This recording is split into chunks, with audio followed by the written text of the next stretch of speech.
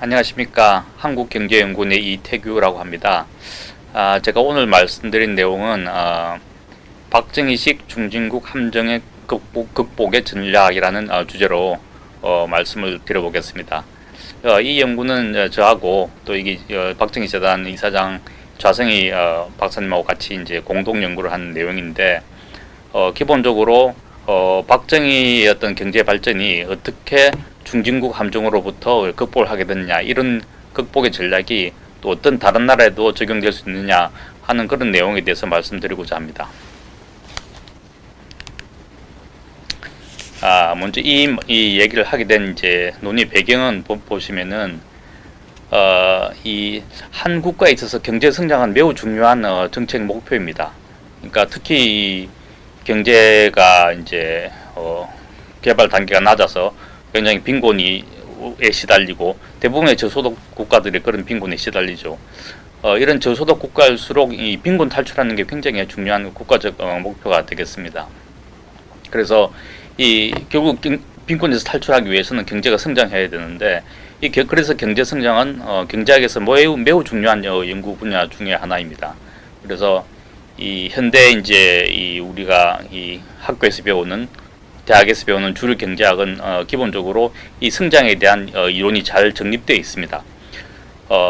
그러면은 이 이론이 잘 정립되어 있음에도 불구하고 왜 많은 나라가 경제 성장을 하는 데 있어서 어려움을 겪고 계속 후진국으로 이제 남아서 이 빈곤에 시달리고 또 성장이 안 돼서 여러 가지 이 소득 불평등이라든가 여러 가지 문제가 생기는 이유가 뭔가, 왜 이론은 잘 발달되어 있는데 현실에서는 이게 잘 실현이 되지 않는가 하는 게 기본적인 이 현대 경제학의 숙제이기도 합니다.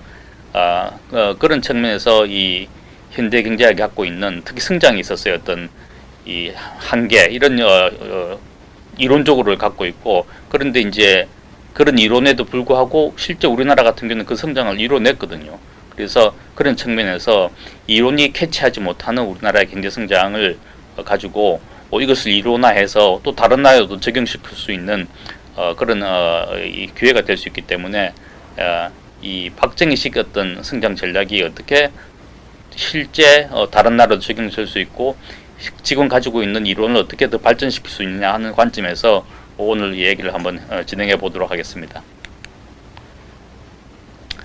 자, 방금 말씀드린 대로 이제 주로 우리 성장 이론이 기본적으로 경제 성장을 잘 설명하지 못하는 것 외에도 성장 단계를 제대로 설명하지 못합니다. 어떤 단계에서 어느 정도 시간이 걸려야지 저개발 국가에서 중진국으로 가고 또 중진국에서 또 선진국으로 가고 하는 이런 과정들을 이제 구체적인 어떤 이론으로 잘 설명하지 못합니다. 그래서 어떤 나라는 저개발 국가에서 중진국으로 갔다가 이게 상당히 오랫동안 이제 머물러 있게 되는 거죠. 또 어떤 나라는 또 빠르게 성장하기도 하고, 이런 게 이제 이론적으로는 설명을 이제 제대로 하지 못하는 게 이제 현대 경제학의 한계이고, 그래서 결국에는 절대 다수의 국가들이 많은 저소득 국가들이 중진국을 빈곤에서 벗어나서 중진국으로 가지만은 또 중진국에서 그 다음 단계로는 가지 못하는 그런 문제가 있습니다. 이게 그런 걸 이제 소위 이제 중진국 함정이라고 합니다. 미들 인컴 트랩이라고 해서 중진국 상태에서 국가의 경제 수준이 장시간 정체되어 있는 현상이죠. 그래서 우리나라는 같은 경우에는 저개발 국가에서 저소득 국가에서 중진국으로 가서 그다음 중진국에서 선진국으로 이제 진입을 했는데, 많은 나라들이 그렇게 하지 못하고 있거든요. 또 왜 그렇게 그런 중진국 함정에서 벗어나서 선진국으로 갈 수 없느냐 하는 데 대한 설명을 현대 경제학은 이론적으로 설명하지 못하고 있습니다. 그래서 우리가 박정희 시대의 어떤 정부 정책이라든가 박정희 시대의 어떤 성장 전략을 보는 이유 중에 하나가, 중진국으로 가긴 쉽다기보다는 가능한데 중진국에 선진국으로 가는 게 상당히 어려운데, 박정희 시대의 정부는 그 선진국으로 가는 기초를 닦아놨기 때문에 그 시대의 어떤 전략을 보면서 이 박정희 시대 성장 전략이 여러 중진국에 지금 머물러 있는 나라들에게 좋은 성장 전략이 될 수 있다 하는 점을 이제 말씀드리고자 합니다. 이 저개발 국가에서 중진국으로 가는 단계까지는 많은 국가들이 성공을 했습니다. 기본적으로는 이제 보통 중진국 저개발 국가들이 이제 노동 단가가 낮기 때문에 노동 직접적인 경공업을 이제 많이 이제 하게 되는 것이죠. 우리나라도 마찬가지로 1960년대 70년대 초반까지는 뭐 가발을 만들어 팔기도 하고, 그다음에 이제 이 섬유 봉제를 해서 이제 결국 싼 노동 비용을 바탕으로 해서 이제 중진국 간 관계까지 가는데, 그 다음에는 중진국에서 이제 선진국으로 고소득 국가까지 가는 것은 전혀 다른 또 문제가 이 다른 질적인 변화가 필요합니다. 그런데 그 질적인 변화를 갖다가 하기에 이제 많은 나라들이 실패하고 있다는 거죠. 그래서 우리나라 같은 경우에는 그 예외적인 중진국에서 선진국으로 가는 그 중진국 함정에서 탈출하는 그런 전략을 성공적으로 수행했기 때문에 그것이 오늘날에 있어서 이 박정희 시대의 정부 정책, 그다음에 박정희 시대의 성장 전략이 단순히 빈곤 탈출을 떠나서 이 단계별로 저소득 국가에서 중진국, 중진국에서 선진국까지 이렇게 단계별로 성장을 가능하게 했다는 것에서 상당한 의의를 찾을 수가 있겠습니다. 그러면은 중진국 함정은 어떤 형태를 가지고 있느냐? 그럼 중진국의 형태는 어떤 것이냐? 또 어떤 나라들이 중진국의 함정에 빠져 있느냐? 이런 걸 한번 살펴보도록 하겠습니다. 그 중진국에 대한 어떤 명확한 정의는 존재하지 않습니다. 그럼 어떤 나라를 중진국을 할 것이냐? 그런 데 대한 어떤 통일된 의견이, 통일된 무슨 학계에서 이 통일된 어떤 데피니션을 가지고 있지는 않습니다. 그러나 각 세계 이제 어떤 경제기구에서 국가를 분류하는데, 대표적으로 세계은행에서 이제 국가를 소득 단계별로 이제 분류를 하고 있습니다.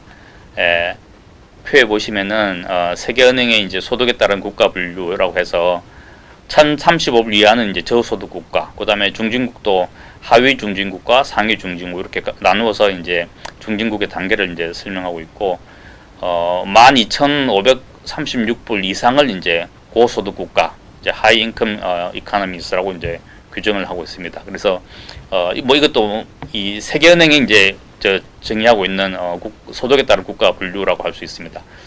근데 여러 이제 세계 어떤 국제기구 중에서 세계은행이 이렇게 명시적으로 딱 분류를 하고 있기 때문에 저희는 요 분류에 따라서 이제 한번 국가를 한번 분류해 보겠습니다. 그래서 세계은행 기준에 따르면은 저소득 국가는 29개국, 그다음에 하위 중진국 50개국, 상위 중진국 56개국, 고소득국은 이제 83개국으로 이제 분류가 됩니다. 세계은행의 분류의 문제점이라기보다는 일반적인 통념하고 좀 차이가 있을 수 있는데, 세계은행 이제 기준으로 보면은 가령 예를 들어서 네팔이라든가 짐바브웨 같은 이제 국가는 하위 중진국으로 분류됩니다. 근데 우리가 통상적으로 갖고 있는 생각은 이제 네팔, 뭐 짐바브웨 정도 되면은 저소득 국가로 우리가 이제 인식을 하는데, 세계은행의 이제 소득 기준에 따른 분류를 하면은 하위 중진국으로 분류가 됩니다. 그다음에 세계은행 기준으로서 고소득 국가 중에서도 하위 그룹은 일반적인 우리가 인식에는 중진국으로 인식되는 경우가 많습니다. 그래서 세계은행 기준으로 봤을 때 상위 중진국과 고소득 국가의 하위 그룹 수준이 이제 우리가 일반적으로 생각하는 중진국에 더 근접하는 그런 현상을 볼 수가 있습니다. 일반적인 통념이고, 그 세계은행에서 분류하는 기준은 그렇게 이제 분류하고 있기 때문에 그런 좀 조금 감안하시고, 왜 가령 네팔이라는 나라가 왜 중진국인가 의아하게 생각하실 수 있는데, 이런 일반 통념하고 조금 다르다는 것을 이제 말씀드리고, 앞으로 기준은 요 기준에 따라서, 요 세계은행 기준에 따라서 이제 국가를 이제 분류해서 이제 뒤에 한번 그 예를 한번 살펴보겠습니다. 일단은 이제 그러면 그 국가별로 저소득, 그다음에 하위 중진국, 상위 중진국으로 어떤 차이가 있느냐, 그다음에 이 중진국가의 또 고소득 국가에 어떤 차이가 있느냐, 여러 가지 기준으로 살펴볼 수가 있죠. 가장 먼저 이제 인당 아까 말씀드린 소득 기준으로, 인당 GNI를 기준으로 한 소득 기준으로 보면은 이제 평균값, 중위값이 이렇게 이제 나눠져 있는데, 하나 이제 보셔야 될 게 이 하위 중진국과 상위 중진국의 차이보다 상위 중진국과 고소득 국가 간의 차이가 훨씬 큽니다. 그래서 이 말은 결국 단계를 이동할 때 하위 중진국에서 상위 중진국으로 가는 이 따라잡아야 할 이제 소득 규모보다 상위 중진국에서 고소득 국가로 가야 될 그 갭이 훨씬 크다는 걸 드릴 수가 있죠. 그래서 중진국에서 고소득 국가로 가는 것이 상당히 어렵다. 표에 보시면은 이제 저소득 국가에서 하위 중진국까지 가는 데는 또 몇천 불 차이가 있는데, 이 차이보다는 상위 중진국에서 고소득 국가로 이제 가는 데 대한 드는 그 차이가 훨씬 크다는 걸 알 수 있습니다. 그래서 수명도 보시면은 이제 소득 기준 수준에 따라서 차이가 나죠.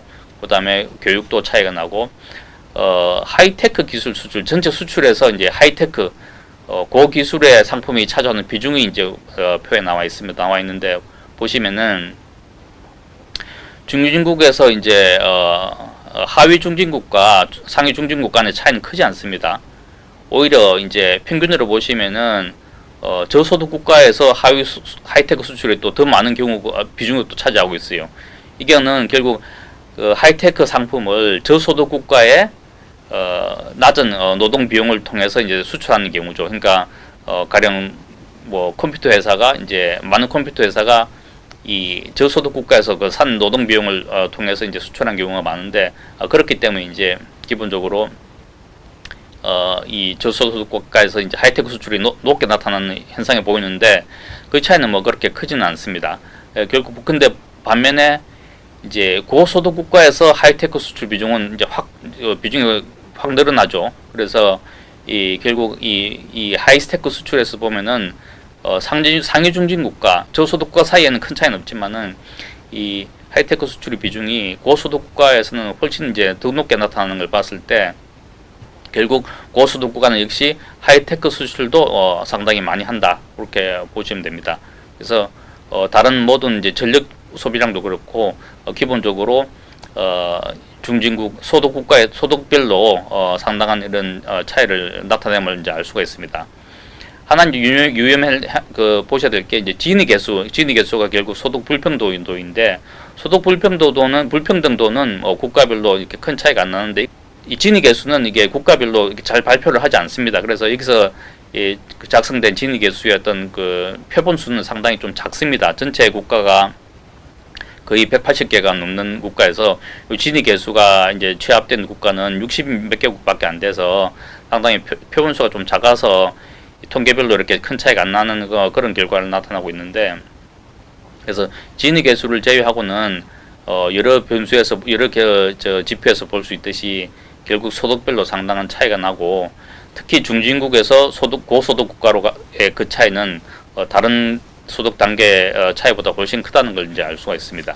그래서 이것을 보시면은 중진국에서 고소득 국가로 가기가 상당히 쉽지 않다는 것을 이제 알 수가 있습니다. 그래서 이제 중진국 함정을 한번 살펴보려고 하는데, 얼마나 그러면 중진국에 오래 있어야지 중진국 함정이 빠진 것이냐, 그런 데 대한 명확한 판단 기준도 사실 없습니다. 그러나 통상적으로 봤을 때 다른 나라는 이렇게 성장하는데 저 나라는 중진국에서 너무 오래 있다, 이렇게 생각되면 보통 이제 중진국 함정에 빠져 있는 경우가 많고, 기본적으로 사실 2차 대전 이후에 저소득 국가에서 중진국을 거쳐서 선진국으로 성장한 예는 매우 드뭅니다. 우리나라를 포함해서 매우 드물기 때문에, 그래서 지금 현재 중진국에 있는 국가들은 상당히 오랫동안 중진국에 있는 국가들이고, 그래서 대부분의 지금 중진국들은 사실 중진국 함정에 빠져 있는 나라로 판단할 수가 있습니다.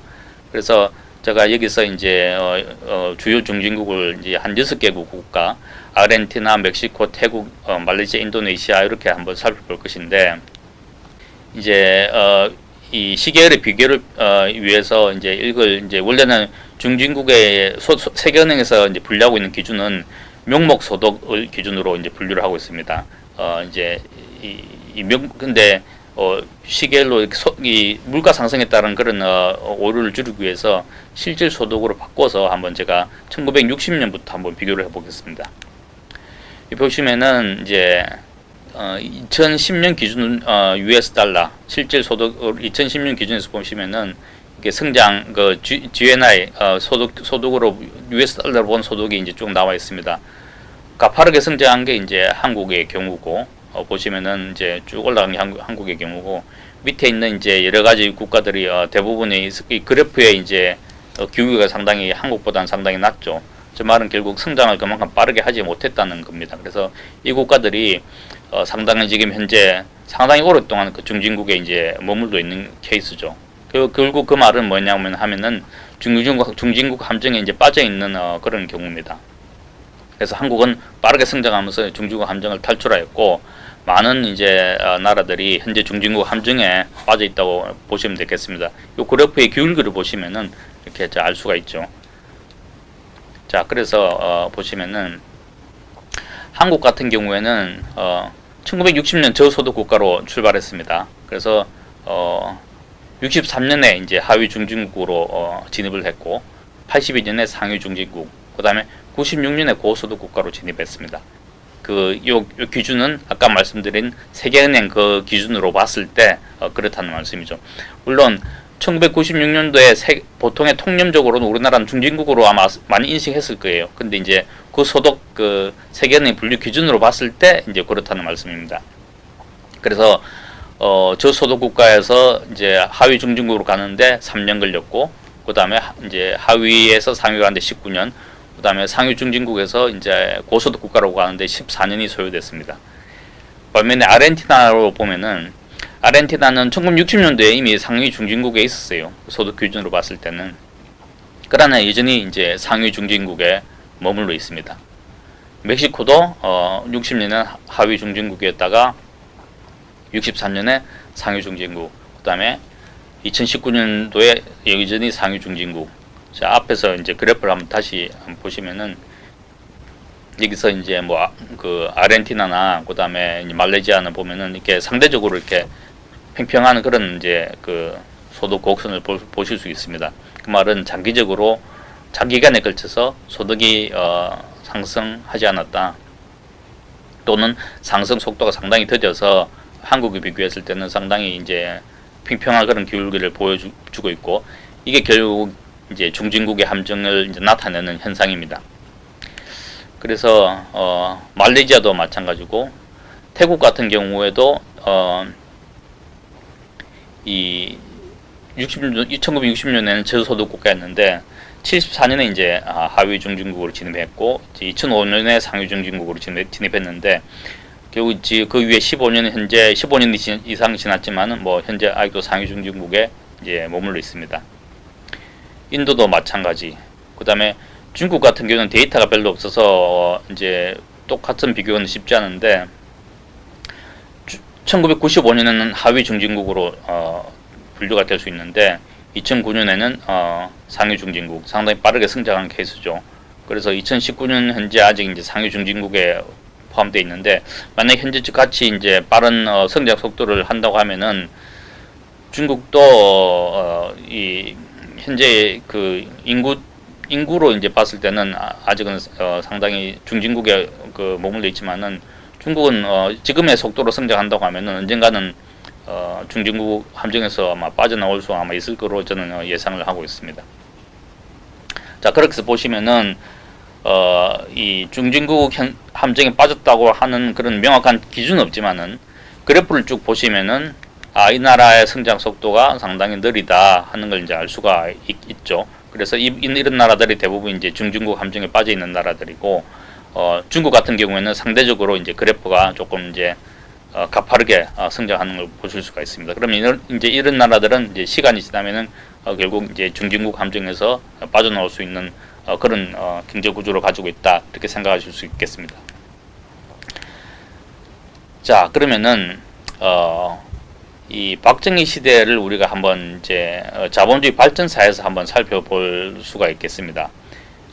이 자본주의 발전이라는 것은 결국 크게 봤을 때 상업자본주의, 그 다음에 상업자본주의에서 발전해서 이제 산업자본주의, 그 다음에는 지식집약적 자본주의, 이렇게 이제 발전 과정을 거치는데, 이게 이제 서구에서 영국에서 산업혁명, 이제 뭐 그 전에 이 뒤에 말씀드리겠지만은 뭐 이 네덜란드라든가 베네치아 이런 도시국가의 상업자본주의가 발전해서 이제 산업혁명을 통해서 산업자본주의로 갔고, 그게 이제 지금의 소위 말하는 knowledge economy 이런 형식으로 이제 발전해 왔는데, 우리나라는 그걸 굉장히 이제 이 긴 자본주의 발전을 굉장히 압축적으로 이제 이루어낸 시기죠. 그래서 우리나라는 거의 2, 30년 사이에 상업자본주의, 산업자본주의, 지식주의학적 자본주의를 이렇게 빠르게 압축해서 성장해온 케이스입니다.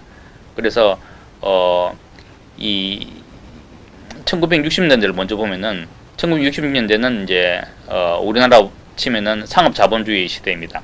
상업자본주의라는 게 단순히 상인들이 수적으로 많아서 상업자본주의가 아니라 상인이 그 사회의 주도권을 잡고 상업이 발달 뒷받침했던 시기가 이제 뒷받침했던 자본주의 시대를 상업자본주의라고 할 수 있습니다.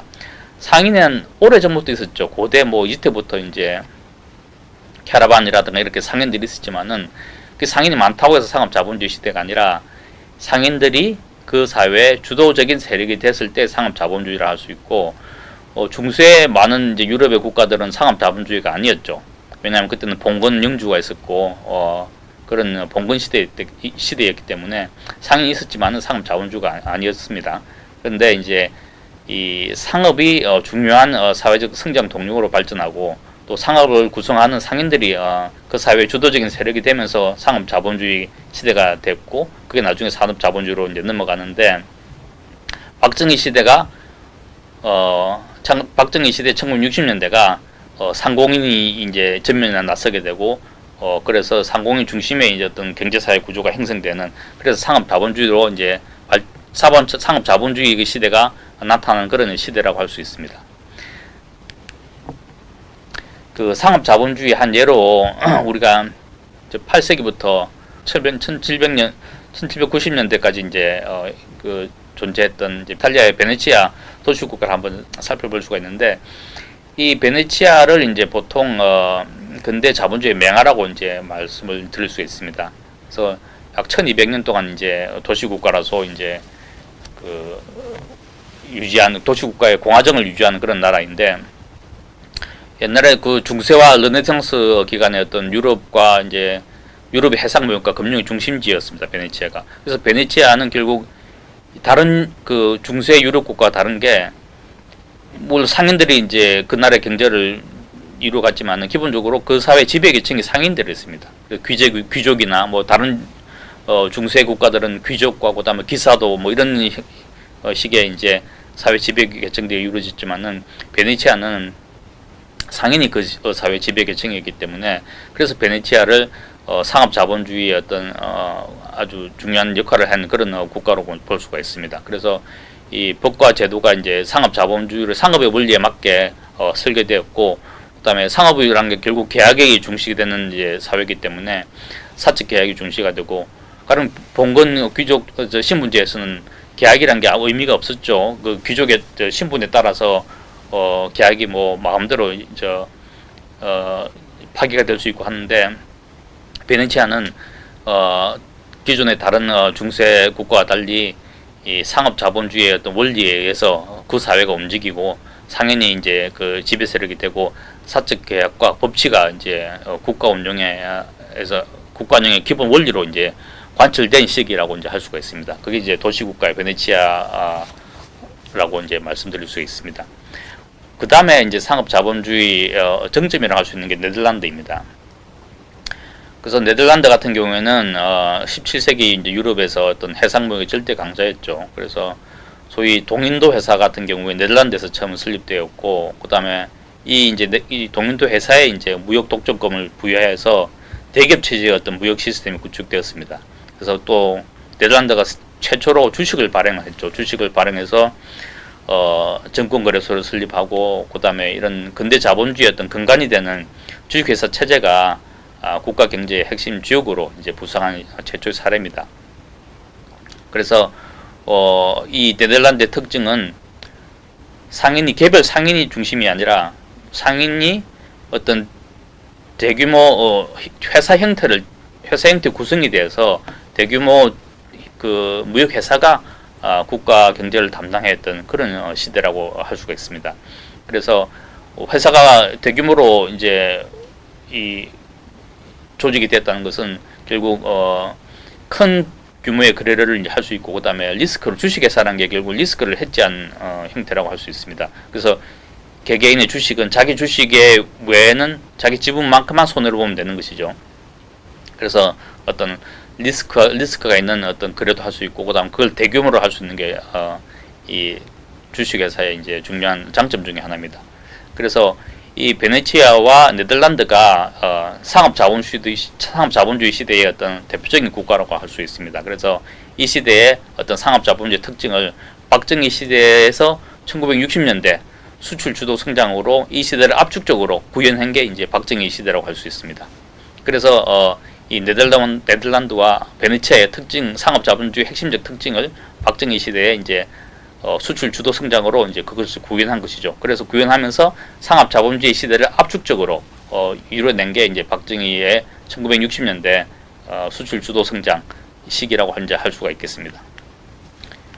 그래서 1960년대 박정희 시대를 보시면은 이때가 이제 상업자본주의가 이제 안착되는 시기라고 할 수 있습니다.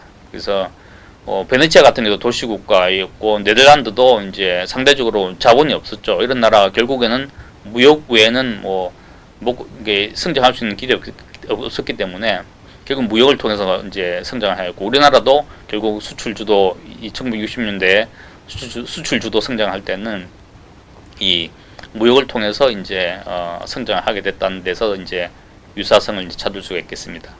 그래서 이 박정희 시대 1960년대에는 결국 달러 확보를 위해서 수출 주도 성장을 추진하였고, 또 이 시대에 이제 단순히 이제 그 수출 주도 성장에 가지고 오는 의미 중에 하나는 사동공상이라는 전통적인 어떤 계급 체계가 없어졌다는 거죠. 그래서 상공인이 이제 결국 나라의 어떤 중요한 역할을 담당했던 시기라고 할 수 있습니다. 아까 말씀드린 대로 상업자본주의라는 게 단순히 상인이 많다고 되는 게 아니라 상공인이 결국 그 나라의 어떤 지배적인 위치에 올라간다는 그 의미이고, 우리나라 1960년대가 이제 기업인들이 수출 무역 전선에 나서면서 결국 그 국가의 어떤 핵심 계층으로 이제 성장하는 그런 시기였죠. 그래서 결국 이게 그 지배층의 이제 그 형태를 바꾸는 그런 시기였기 때문에 박정희 1960년대 시기가 상업자본주의 시대를 이제 압축적으로, 다른 나라에서는 1000년 이상에 걸친 그런 이 시대를 우리나라는 한 10년 동안 이렇게 압축적으로 우리가 구현을 한 시대가 이제 박정희 시대라고 할 수 있습니다. 그래서 이제 박정희 시대의 어떤 수출 주도 성장 시기를 보면은 결국 수출이 가장 중요한 어떤 그 회사의 어떤 이 성과를 나타내는 척도이기 때문에 수출을 중심으로 해서 수출 성과에 따라서 차별적인 지원 정책이 이루어졌고, 그래서 대기업을 통해서 수출이 주도적으로 이루어졌고 또 대기업이 성장한 시기였습니다. 그래서 네덜란드가 결국 그 대기업 중심으로 해서 이 무역을 이제 추진하였고, 그래서 대기업을 선두로 한 어떤 수출 주도 성장 정책으로서 이 상업 자본주의 어떤 에센스라고 할 수 있는 베네치아와 네덜란드를 이제 1960년대 박정희 이제 수출 주도 성장 정책을 통해서 이걸 제한한 것이죠. 그래서 상업 자본주의를 압축적으로 만들어낸 시기가 이제 이 시기라고 할 수 있겠습니다. 그 다음으로 이제 1970년도 넘어가는데, 우리나라의 어떤 박정희 시대의 성장 과정이 결국에는 자본주의의 압축적 이 발전 시기라고 봤을 때 60년대는 상업 자본주의를 압축적으로 만들어낸 시기, 그 다음에 70년대로 넘어오면서는 산업 자본주의를 이제 압축적으로 이제 우리가 재현한 시기라고 이제 볼 수 있겠습니다. 산업 자본주의는 결국 산업혁명을 빼놓고 이제 얘기를 할 수가 없는데, 결국 산업 자본주의로 어떤 이행을 보면은 대표적으로 영국이 산업혁명을 이제 시작해서 어떤 유럽의 산업화를 이제 이끌어냈죠. 그 다음에 후발주자들이 이제 독일하고, 그 다음에 이제 동양에서는 일본이 되겠고, 그 다음에 미국에 이제 그 다음에 미국도 산업혁명을 이제 남북 정쟁 이후에 이제 산업혁명이 진행됐는데, 영국이 선두주자고 이제 그 뒤에 나라들이 후발주자라고 할 수 있습니다. 그래서 이 영국 같은 경우에는 산업혁명 과정이 상당히 장시간에 걸쳐서 이루어졌습니다. 그래서 뒤에 말씀드리겠지만은 영국은 시장 중심이었던 산업혁명이 만들어진 나라고, 후발주자인 독일하고 일본을 보면은 정부의 강력한 어떤 그 정책적 추진이 상당히 산업혁명의 산업화에 중요한 역할을 하였습니다. 그래서 우리나라 같은 경우에는 이 영국보다는 독일하고 일본에 더 가까운 어떤 산업화 시기를 이제 겪었다고 볼 수가 있겠습니다. 일단 미국은 조금 또 이 독일하고 일본하고 조금 다른 케이스인데, 미국은 기본적으로 정부의 역할이 독일하고 일본하고 조금 달랐습니다. 독일하고 일본은 적극적으로 이제 이 시장에 개입해서 기업을 육성하는 그런 케이스였고, 미국은 기업의 창의와 혁신을 갖다가 이 시장에서 발휘하도록 기업을 그냥 풀어줬습니다. 그래서 이 소위 말하는 자유방임적 어떤 기업 정책을 썼는데, 그걸 통해서 이제 기업이 이제 성장해서 산업혁명을 이제 만들어낸 케이스가 이제 미국이라고 할 수 있습니다. 그래서 박정희 시대는 상대적으로 독일하고 일본에 더 가까운 시기인데, 그 뒤에 그러나 미국이 주는 어떤 그 시사점이 있습니다. 그래서 그걸 한번 살펴보시겠습니다. 먼저 영국의 산업혁명은 많은 분들이 아시겠지만은 결국에는 기술혁명이 상당히 이제 단초가 되었죠. 일단은 상업자본주의 시대를 이제 거치면서 이제 자본이 축적되었고, 그다음에 그게 이제 기술이 발전되면서 그 자본이 그 기술을 이용해서 이제 대규모 이 생산 양식이 이제 공장제 생산 양식이 도입되기 시작했습니다.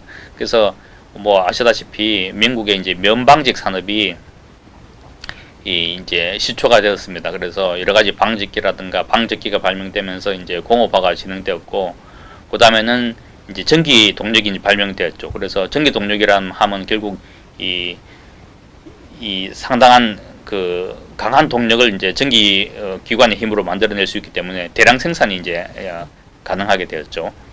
그래서 이 면 산업과 그다음에 전기 기관을 통해서 이제 대량 생산이 가능하게 됨으로 인해서 이제 기계 산업이 또 발전하게 됐습니다. 이렇게 연관 산업이 이제 특정 기술의 발명이 계속 연쇄 반응을 일으켜서 연관 산업이 계속 성장하게 되는 겁니다. 그래서 섬유 산업이 성장하면 이제 섬유에 이제 염색을 하기 때문에 또 화학 산업이 발전하게 되고, 이렇게 이제 시간을 장기간에 걸쳐서 발명에서부터 시작해 가지고 섬유 산업, 그다음에 화학 산업, 그다음에 기계 공업, 그다음에 이제 전기 기관을 이제 통해서 이제 석탄이 대량 운송이 가능했기 때문에 철도 산업이 또 이제 발달하게 되고, 철도 산업이 발달하니 그다음에 채광 산업도 발달하게 되는 것이죠. 철도를 깔아야 되니까. 그래서 이 간의 수공업 시대에서 상업 자본주의 시대는 무역은 발달을 했지만은 생산 양식은 여전히 간의 수공업 시대였거든요. 그래서 이 간의 수공을 소량 생산을 해서 그걸 이제 세계 각국에 이제 팔아서 이런 이제 무역을 하던 시기가 상업 자본주의 시대였다면은, 이 산업 자본주의 시대는 대량 공장제 생산이 가능하게 된 시기입니다. 그래서 영국을 처음에 이제 산업혁명을 통해서 과학기술이 혁명적으로 발전하면서 그다음에 이 산업이 형성되었고, 자연스럽게 이제 이 공장제 대량 생산 양식이 이제 발달하면서 전반적인 상업 자본주의에서 산업 자본주의로 이제 형성이 되는 시기가 이제 산업혁명의 시대고, 이걸 이제 산업화라고 할 수 있고, 영국 같은 경우에는 이 시기가 상당히 오랫동안 이제 진행되어서 영국은 전형적으로 시장 주도형 산업화의 이제 표본이라고 할 수 있습니다. 이런 과정이 자연스럽게 이제 형성이 된 거죠. 후발주자들은 이제 이 영국을 따라잡기 위해서 상대적으로 정부의 개입이 강하게 이제 이루어진 케이스가 이제 곧 말씀드릴 독일하고 일본의 케이스라고 할 수 있습니다. 그래서 독일의 경우를 보면은, 독일은 이제 영국에 비해서 1세기 이상 산업혁명이 이제 지체되었습니다. 독일이 1871년에 통일됐는데, 통일 전까지는 이제 연방제 국가였고, 그래서 그걸로 인해서 이제 상대적으로 산업혁명이 이제 지체가 됐는데, 그렇지만 그 독일 연방에 있어서 가장 강한 국가가 프로이센이었는데, 프로이센이 이제 관세 동맹을 통해서 시장 통합이 이미 진행이 됐었어요. 그리고 또 프로이센에서 이제 상대적으로 공업화가 빠르게 진행되고 있었기 때문에 이 산업혁명의 씨앗은 이미 좀 뿌려져 있었습니다. 그런데 이제 통일국가가 아니었기 때문에 여러 가지 이제 그 정치 제도적으로 산업혁명이 이제 빠르게 이루어질 수는 없었습니다. 그러나 통일 후에 빠른 어떤 그 산업화가 진행이 된 케이스가 이제 독일이라고 할 수 있습니다.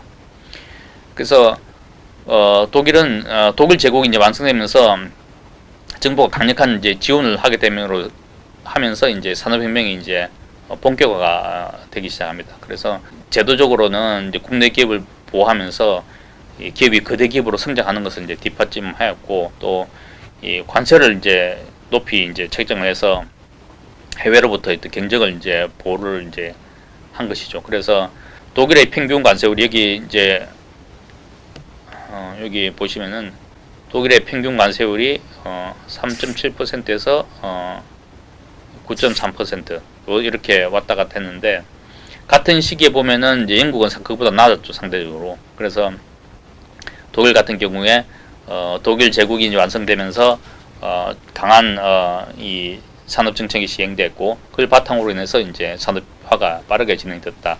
그리고 높은 관세를 통해서 이제 해외로부터의 경쟁도 막으면서 국내 산업을 육성하는 그런 산업화 정책을 추진했다고 이제 할 수 있습니다.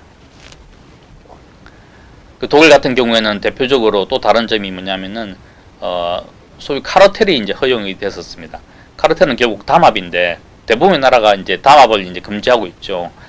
그런데 독일 같은 경우에는 카르텔이 합법화됐기 때문에 같은 산업에 종사하는 기업들이 카르텔을 형성해서, 이제 카르텔에는 결국 담합 구조이죠. 가격을 담합하고 이렇게 해서 거대 기업군을 형성하게 됩니다. 이게 이제 콘체른이라고 하는데, 이 시기에 이제 형성된 이제 거대 기업군들이 지금의 이제 유명한 뭐 지비엔스라든가 회슈트, 그다음에 크루프 이런 이제 국기업들이 그 시대에 이제 형성된 이제 대기업군들입니다. 담합 구조를 정부가 허용한 담합 구조하에서 기업군이 만들어졌고, 그 기업군이 지금의 이제 독일의 대규모 이제 기업이 이제 된 것이죠. 결국 독일의 산업혁명도 결국 대기업이 이제 이렇게 만들어지면서 산업화가 이제 굉장히 빠르게 진행됐다고 볼 수 있습니다. 독일의 또 하나 특징은 이제 교육에 대한 투자가 상당히 많이 이루어졌습니다. 그래서 독일은 그 당시에 가장 높은 초등교육 등록률을 기록하고 있었습니다. 거의 80%에 가까운 프로이센 시대에 이미 80%에 가까운 이제 초등학교 등록률이 있었는데, 결국 이 교육에 대한 투자가 결국에 양질의 숙련공을 제공하였습니다. 이게 이제 박정희 시대도 마찬가지죠. 중화공업 우리 할 때 각종 기술학교가 많이 생겼고, 그다음에 특성화 고등학교가 생겼고, 또 대학에 이제 특성화 학과가 생겨서 이 결국 기술에 대한 투자가 많이 이루어졌습니다. 교육에 대한 투자가 결국 이것이 이제 산업화를 촉진하고, 그다음에 양질의 어떤 산업 기술력을 기술 인력을 제공하는 그런 이제 시초가 됐기 때문에 독일의 산업혁명은 이제 그런 측면에서 보면은 박정희 시대 중화공업하고 이제 유사한 점이 이제 있다고 말씀드릴 수 있겠습니다. 또 일본 같은 경우에는 이제 일본은 메이지 유신을 계기로 이제 정부 주도로 산업화가 추진되어서 독일하고 형태는 거의 비슷합니다. 이 메이지 정부가 이제 각종 산업 정책을 이제 시행했고, 일본은 이제 외국 기술 전문가를 초청해서 이 산업화를 굉장히 그 기술을 빠르게 흡수해가지고 산업화를 이룩하는 그런 케이스입니다. 그래서 철도하고 전신에 많은 투자를 이제 하였습니다. 그다음에 이제 독일 경우와 마찬가지로 일본도 대기업군을 이제 형성하기 시작했습니다. 이게 결국 이제 조선이라든가 기계 철강들 주요 기관 산업에서 민간 기업을 육성하기 위해서 쌍갑의 이런 이제 기업들을 민간에 불화했고, 그 기업들이 결국 지금의 미쓰이나 미쓰비시 이런 대기업군이 이제 되었죠. 그다음에 독일하고 일본의 어떤 산업에서 특기할 만한 사항은 공통점이라고 할 수 있습니다. 은행과 산업자본과의 관계입니다. 그 독일 같은 경우에도 은행이 중간에 이제 은행 결국 자금을 운용을 하니까 은행이 기업하고 상호 이제 이 소유 관계를 맺어가지고 거대한 은산복합체가 형성이 되어서 자금을 이제 산업 발전에 쓸 수가 있었습니다. 그 독일 같은 경우 콘체른은 그랬고, 일본에는 이제 게이레츠라고 이제 게일이라고 하는 어떤 일본 기업 집단이 있어서 거기서 게이레츠의 핵심적인 역할을 한 게 이제 일본의 은행들입니다. 은행들이었습니다. 그래서 은행들이 이제 산업자본과의 어떤 소유 관계를 이제 가지면서 산업화를 이제 하는데, 그리고 금융 지원을 하는 그런 케이스라고 할 수 있습니다. 이번에 미국 보시겠습니다. 미국은 이제 좀 독일하고 일본하고 좀 다른 게 미국은 이 북부하고 남부가 이제 상당히 다른 케이스였죠. 북부는 굉장히 이제 산업화에 앞선 지역이 있고, 남부는 이제 오히려 농경 사회에 가까운 그런 사회에서 노예 노동이 중요한 생산 요소가 되었습니다. 그래서 근데 남북 전쟁 이후에 이제 북부가 승리하면서 본격적으로 산업화가 이제 촉진되었습니다. 그래서 1차 대전이 끝나는 이제 1865년부터 1차 대전이 끝나는 1918년까지가 이제 본격적인 산업화를 이제 미국이 달성하는 시기입니다. 이 시기에 또 많은 이민자들이 미국으로 유입되었고, 미국이 가지고 있는 여러 가지 이제 풍부한 자원이 이런 노동 인력을 결합하면서 산업화에 유리한 그런 환경이 조성되어서 미국이 본격적인 이제 산업화를 이제 이 시기에 달성하게 됩니다.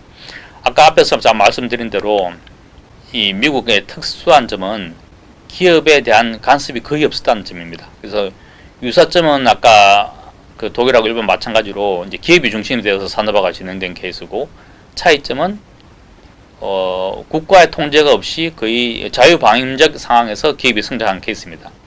미국의 특징은 미국의 이제 결국 사상적 기조라고 할 수 있죠. 결국 헌법에서 정하는 그 자유주의, 이게 미국의 상당한 전통적인 어떤 사상의 기조가 됐기 때문에 연방 대법원에서 상당히 여러 가지, 미국은 이제 이 소송을 통해서 이제 이 판례가 정해지고 판례에 따라서 이제 그 법적 질서가 잡히고 있는데, 이 개인에 대한 자유와 재산에 대한 보호를 이제 기업까지 이제 그 개념을 확장을 시켜서 기업의 어떤 자유라는 게 결국 개인의 자유와 동일시하는 그런 판결이 많이 내려졌습니다. 그래서 반독점법 같은 경우 이제 독점을 규제하는 그런 법들이 이제 대법원 판결에 의해서 이제 무력화가 되었고, 그다음에 사적 자치의 원리가 상당히 이제 중요시되었습니다. 그래서 노동자와 기업 간의 어떤 그 임금 계약이라든가 이런 게 상당히 존중을 받아야 된다고 해서 이걸 파기하는 어떤 계약의 자유를 파기하는 여러 가지 노동조합의 단체 행동이라든가 이런 게 굉장히 불법화되는 경우가 많았었습니다. 그다음에 또 연방 정부이니까, 연방제니까 지방 정부에서는 상대적으로 이제 뭐 기업 규제라든가 뭐 노동조합 보호라든가 이런 정책을 많이 도입했지만은 결국 연방 대법원이 다 이렇게 그걸 위헌 판결을 내렸습니다. 결국 그게 헌법에서 추구하는 자유주의적 사상에 배치가 되고, 기업 또는 개인의 자유와 재산을 보호하지 못한다고 해서 그런 여러 가지 기업을 제약하는 여러 가지 법들이 상당히 다 위헌 판결을 받아서 어떻게 보면은 이 기업하기에는 가장 좋은 어떤 환경을 이제 법원이 제공을 한 것이죠. 정부가 제공한 게 아니라 법원이 그런 걸 제공함에 따라서 정부도 당연히 따라갈 수밖에 없는 그런 상황이 됐습니다. 그래서 이 독일, 뭐 일본, 미국 후발주자들의 공통점은 결국 기업이 중심이 돼서 산업화를 진행했다는 겁니다. 차이점은 독일하고 일본은 정부가 상당히 기업을 중심으로 하되 정부가 상당히 이끌어가는 방식이었다고 하면은, 미국 같은 경우에는 자유방임적 기업 주도의 산업화 이루어지만은 상당히 자유방임적인 환경을 조성했다, 그렇게 볼 수가 있겠습니다. 그래서 이 미국 자본주의의 역사라는 그 책을 보시면은 이게 유명한 그린스팬이 쓴 책인데, 그린스팬이라고 하면은 미국 페드 연방 그 준비은행의 이제 총재를 하셨죠. 거기 보시면은 이 미국의 그 산업화 시기를 자본주의 승리 기간이라고 이제 명명을 하고 있습니다. 그래서 주식회사 기업과 그다음에 기업가들이 이 산업화를 이뤄냈다, 그렇게 평가를 하고 있고, 이 시기에 미국도 결국에는 대내적으로는 자유주의적인 환경을 만들어서 기업의 자유를 적극 보장하는 반면에 한편은 대외적으로는 또 높은 관세를 유지하였습니다. 그래서 국내 기업을 관세를 통해서 아까 보고를 했는데, 아까 독일의 관세가 높았다고 하는데 미국의 관세는 더 높았습니다.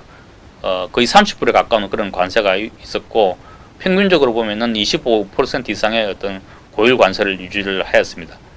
그래서 대외적으로는 국내 시장을 보호하면서 대내적으로는 기업의 자유를 굉장히 허용하면서 기업이 성장하도록 하는 그런 산업혁명의 과정을 거쳤습니다. 자, 이런 다른 나라의 산업화 시기를 이제 우리나라 같은 경우는 박정희 시대 때 압축적으로 이제 이루어내는 게 이제 1970년대라고 할 수 있겠습니다. 아까 말씀드렸죠. 관세를 통해서 상당히 국내 시장을 보호하는 그런 내용입니다. 그래서 독일하고 일본의 산업화하고 우리나라의 중화권 육성 정책을 비교해 보면은 이 중화권 육성 시대가 결국 이제 상업 자본주의에서 산업 자본주의 시대로 이제 넘어오는 시기였죠. 그래서 산업 자본주의의 중심이 되는 중화학, 중후장대 산업, 철강, 기계, 화학 산업이 이제 1970년대 핵심 산업으로 성장하게 되는 것입니다. 유사한 점이 이제 결국 독일하고 일본하고 유사한 그런 산업화의 방식을 이루었는데 기본적으로 그 실행은 민간 기업이 주도가 되어서 기업이 성장하면서 이제 산업화를 달성하였죠. 이게 이제 한국과 독일하고 일본의 유사점입니다. 앞에서 잠시 말씀드린 대로 교육에 있어서는 상당한 투자를 한 것도 이제 독일하고 유사한 점이라고 할 수 있습니다. 반면에 한국 같은 경우에는 우리나라 같은 경우에는 훨씬 더 그 초기 여건은 훨씬 더 불안했죠. 우리나라 같은 경우에는 안보 불안 때문에 60년대 후반에는 뭐 청와대 습격 사건도 있었고 70년대 계속되는 어떤 북한의 도발, 그다음 70년대 이제 베트남에서 일어나는 여러 가지 그런 소위 말하는 도미노 현상, 공산화의 도미노 현상이 이제 있었기 때문에 우리나라로서는 산업 정책을 꾸준히 추진하기가 상당히 쉽지 않은 그런 시기였습니다.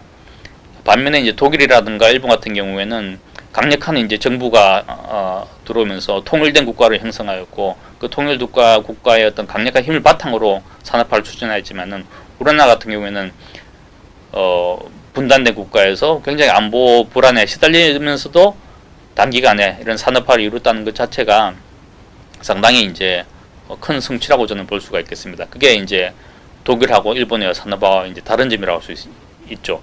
어떻게 보면 더 열악한 조건에서 단시간 내에 독일하고 일본이 이룩한 산업화의 시기를 우리가 이제 압축적으로 달성한 시기라고 할 수 있겠습니다.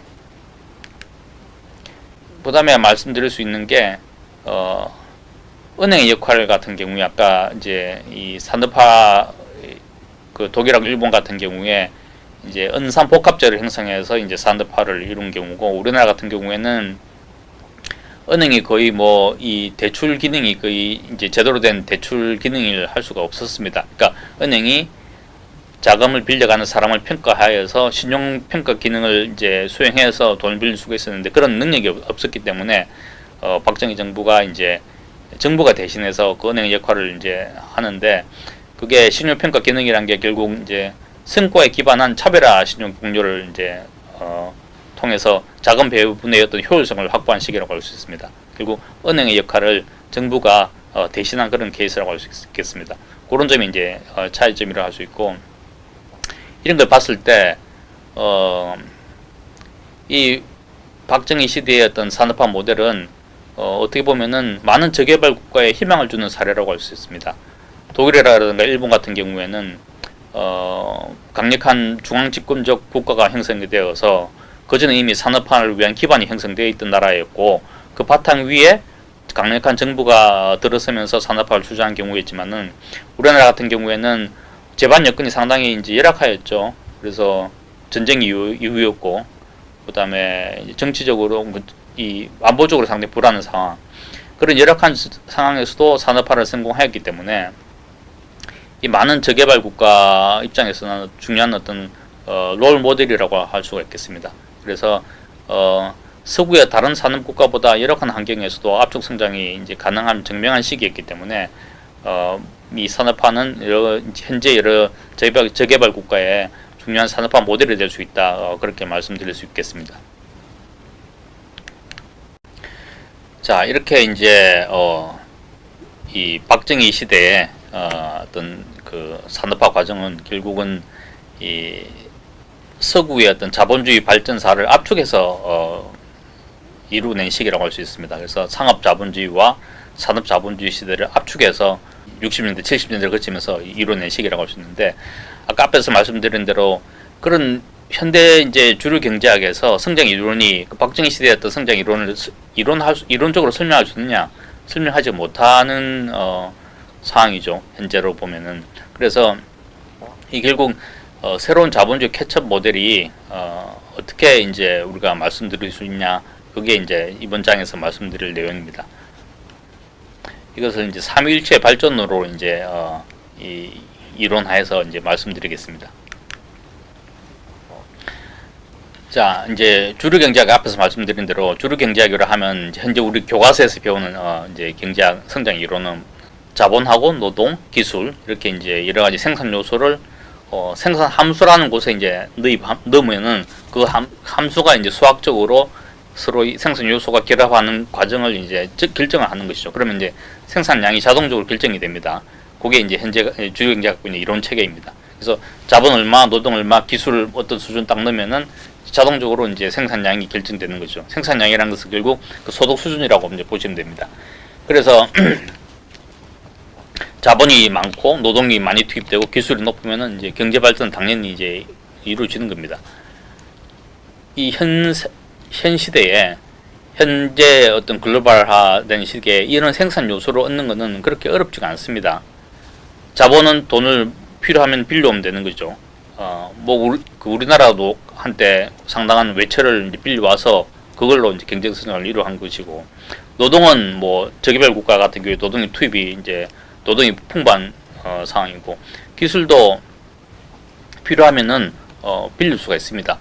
뭐 기술료를 지불하고 그다음에 빌릴 수도 있고, 그러면은 이런 현대 어떤 이 세계 시장에서 이 생산 요소를 구할 수 있는 게 물론 100% 원하는 만큼 다 할 수는 있겠지만은 상당히 큰 제약이 옛날과는 달리 국제 시장에서 많이 구할 수가 있습니다. 그래서 이 요소를 만약에 활용해서 생산 함수 방식이 따르면은 이 요소들만 있으면 경제 발전을 하는 게 그렇게 어렵지 않은 그렇게 이론적으로는 그렇습니다. 그런데 실제 이 요소들을 활용해서 경제적 성공을 이룬 나라는 그렇게 많지가 않습니다. 우리나라가 이제 그 극소수의 이제 하나라고 말씀드릴 수 있겠습니다. 그럼 이런 성장을 하게 만드는 그런 다른 이유는 뭐냐? 이런 이론으로 설명 못하는 경우에는 그럼 어떤 게 그 중요한 성장의 그 요인이라 할 수 있냐? 그걸 말씀드리겠습니다. 여기서 그걸 이 경제 발전의 원천이라고 말할 수 있는데, 그건 저는 여기서 그것을 경제적 차별화라고 이제 말씀드릴 수 있겠습니다. 앞에서 말씀드린 대로 이제 우리가 기본적으로 이제 그 생산함수 방법은 인풋만 넣으면 그냥 아웃풋이 나오는 그런 사례죠. 결국 근데 그게 이제 그냥 상식적인 관찰이고 많은 나라에서는 그게 이제 이루어지지 못하기 때문에 그럼 경제 발전의 원천은 뭐냐? 그게 결국 이제 경제적 차별화 인센티브라고 이제 좀 말씀드릴 수 있겠습니다. 결국 이 경제 발전의 힘은 차별화해서 나오는 겁니다. 그러니까 만약에 잘하는 사람과 못하는 사람이 똑같은 대접을 받으면은 열심히 할 필요가 없는 것이죠. 그래서 그게 차별화에 대한 어떤 인센티브가 있어야지, 내가 열심히 한 만큼 보상을 받아야지 더 열심히 하게 되는 것이죠. 그 차별화 인센티브가 관철이 돼야지 경제 발전이 이루어지는 겁니다. 왜 사회주의 국가에서는 경제 발전이 쉽지 않느냐? 그런 인센티브가 없는 것이죠. 그런 과정이 없기 때문에 결국 이 경제 발전이 쉽게 이루어지지 않는 것입니다. 그래서 이 시장이란 게 결국 경제 발전을 이룬다는 것은 경제적 차별화가 밑에서 이 경제 발전 원천으로서 작동을 해야지 경제 발전이 이루어지는 겁니다. 그게 가장 기본적인 전제 조건이라고 말씀드릴 수 있습니다. 시장에서 기업을 해서 성공을 했을 때 거기에 대한 경제적 보상이 따라주니까 기업을 열심히 하는 것이고, 개인도 마찬가지고 모든 어떤 개인의 경제적 성취를 하는 데 있어서는 이 차별적인 보상이 이루어지기 때문에 열심히 하게 되는 겁니다. 그게 결국 경제 발전의 원동력이라 할 수 있고, 그것이 이제 이 시장에서 그다음에 기업을 통해서 그다음에 정부가 그걸 또 뒷받침하기 때문에 경제 발전이 이제 이루어지는 것입니다. 그럼 시장에서는 어떻게 경제적 차별화가 이루어지는 것이냐? 우리가 기본적으로 주류 경제학에서 시장이란 것은 결국 효율성을 높이는 게 이제 주류 경제학의 시장인데, 시장을 통해서 주류 경제학에서 설명하는 시장이란 것은 10개를 뭐 마찰을 만드는 어떤 사회가 어떤 기업이 있다고 하면은 시장에서 열심히 이제 효율성을 높이면서 이 기업이 10개에서 100개의 마찰을 만드는 그런 사회가 되는 게 이제 효율성이 높은 시장을 통한 어떤 사회에서는 이제 그렇게 되는 이 경제적 효율성이 높아지는 케이스입니다. 결국 분업화가 우리 말씀드린 그 아담 스미스 국분에서 말하는 국분업화, 각자가 분업함으로 통해서 같은 시간 내에 훨씬 많은 양의 제품을 만들 수 있는 게 이제 시장이라고 말씀드릴 수가 있겠습니다. 그런데 그게 주류 경쟁에서 얘기하는 시장이죠. 근데 여기서는 창발이란 게 질적 변화가 이 이론에는 없습니다. 마차를 100개를 만들어도 마차를 100개 이어 붙여도 기차로는 될 수가 없는 것이죠. 또는 마차를 뭐 아주 많은 수 연결해도 그게 기차로 발전하지 못하고 그게 또 자동차로 발전하지 못하고 결국 어떤 이 경제 발전을 하는 단계에 있어서는 질적인 변화가 있어야 되는 겁니다. 질적인 변화를 이루는 게 창발이라고 이제 우리가 용어를 정의할 수 있고, 결국 창발을 이루는 것은 그런 마차에서 기차를 만들어내는 어떤 데 대한 인센티브가 충분히 보상이 될 때 그때 기차를 만들 수 있는 그런 힘이 만들어지는 것이고, 그걸 통해서 기업의 창발이 일어나는 것이죠. 결국 시장은 그런 차별적인 이 인센티브를 제공함으로 인해서 그런 창발을 할 수 있는 환경을 조성하는 게 시장이라고 할 수 있겠습니다. 우리가 만약 경제적 자유가 있다고 하면은 모든 사람이 다 경제적 차별화를 합니다. 내가 어떤 시장에 가서 식당을 선택할 때도 맛있는 곳을 선택하게 되는 것이죠. 경제적 차별화를 하는 것이죠. 그럼 이제 내가 골고루 식당이 10개가 있으면 10개의 식당을 매일 골고루 이렇게 다니는 게 아니라 맛있는 곳만 골라서 다닙니다. 그러면 그 맛있는 곳 식당은 나에 의해서 이제 차별적인 보상을 받게 되는 것이죠. 그래서 시장은 그런 식으로 시장의 자유가 주어지면은 그런 식으로 경제적 차별적인 인센티브를 만들어 주는 곳이 시장이라고 할 수 있습니다. 그래서 그 시장을 통해서 경제적 차별화가 이제 이루어지는 거라고 이제 할 수 있습니다. 그래서 이 시장은 결국 경제적 차별화하는 데 있어서 중요한 이 도구라고 그렇게 말씀드릴 수 있겠습니다. 근데 시장만으로서 그러면 완벽하게 이루어지느냐? 시장에서는 이 무임승차가 일어나죠. 항상 무임승차라 하는 것은 가령 잘 되는 식당에 있으면은 그 잘 되는 식당에 그 음식 요리법을 누가 훔쳐갈 수 있는 거죠. 훔쳐서 그걸 갖다가 아무 보상, 그 식당에 대해서 보상 없이 자기가 할 수 있는 것이고, 그래서 이 차별화가 이제 그걸로 인해서 그 레시피를 뺏긴 식당은 차별적 보상을 못 받게 되는 게 일어나는 겁니다. 결국 그렇기 때문에 시장만으로서는 차별화가 쉽지가 않습니다. 100% 차별화가 안 이루어진다는 것이죠. 그 다음에 이 개인을 차별화함에 있어서도 누가 잘하고 못하고를 갖다가 계속 관찰하지 않는 이상은 24시간 관찰하지 않는 이상은 개인에 대한 어떤 누가 일을 잘하고 못하고 또 열심히 하고에 대한 차별적인 어떤 보상을 하기가 쉽지 않습니다. 그래서 시장에서의 차별화 실패가 일어나는 것을 보정하기 위해서 기업이 이제 등장한 겁니다. 기업은 훨씬 더 차별화를 용이하게 할 수가 있는 게 기업이라는 조직입니다. 만약 시장만으로 차별화가 완전히 가능했다고 하면은 사실 기업은 필요가 없죠.